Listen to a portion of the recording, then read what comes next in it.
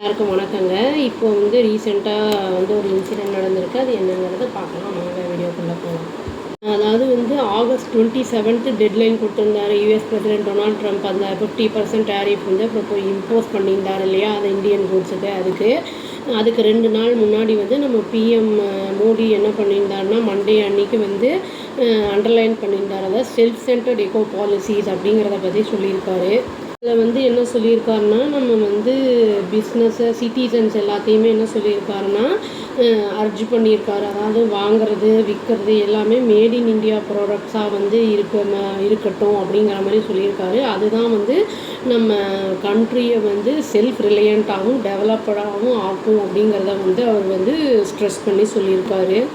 என்ன சொல்லியிருக்காருன்னா, shopkeepers and traders அவங்கக்கிட்ட வந்து அதாவது இது ஃபாரின் கூட்ஸை வந்து விற்காதீங்க அப்படிங்கிறத வந்து அவர் சொல்லியிருக்காரு.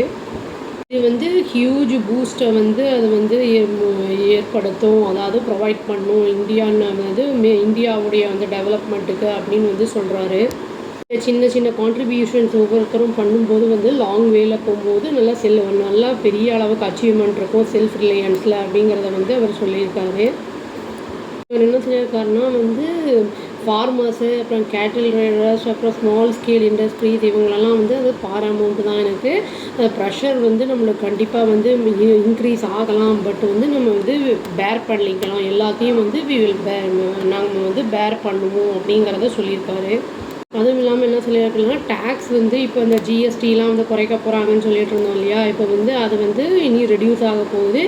நிறைய செவரல் கூட்ஸ் அண்ட் சர்வீசஸ் வந்து அந்த திவாலி சீசனில் வந்து டபுள் போனஸாக இருக்கும் ட்ரேடர்ஸ்க்கு. அப்புறம் வந்து அண்ட் கன்சியூமர்ஸ்க்கும் அது வாங்கும்போது அது வந்து சுலபமாக இருக்கும், அஃபோர்டபுளாக இருக்கும் அப்படிங்கிற மாதிரி சொல்லியிருக்காரு. இது வந்து எப்போ சொல்லியிருக்காருன்னா, 2 டே விசிட் வந்து குஜராத்துக்கு போயிருக்காரு. அங்கே ரேலியில் வந்து இதை வந்து பேசியிருக்காரு.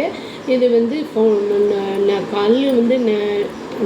கல் வந்து வச்சுருக்காரு, ஃபவுண்டேஷன் ஸ்டோன் வந்து வச்சுருக்காரு, இனாக்ரேட் பண்ணியிருக்காரு. அதாவது வந்து ஒரு ப்ராஜெக்ட்டுக்காக அது வந்து 5477 crores வந்து across Ahmedabad, Gandhinagar and Mehsana districts அப்படின்னு வந்து சொல்லியிருக்காங்க.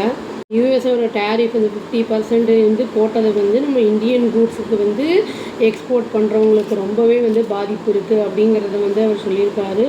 அவர் வந்து என்ன வார்ன் பண்ணியிருக்காருன்னா, ரைசிங் ப்ரெஷர் அப்படிங்கிறதையும் அவர் சொல்லியிருக்காரு.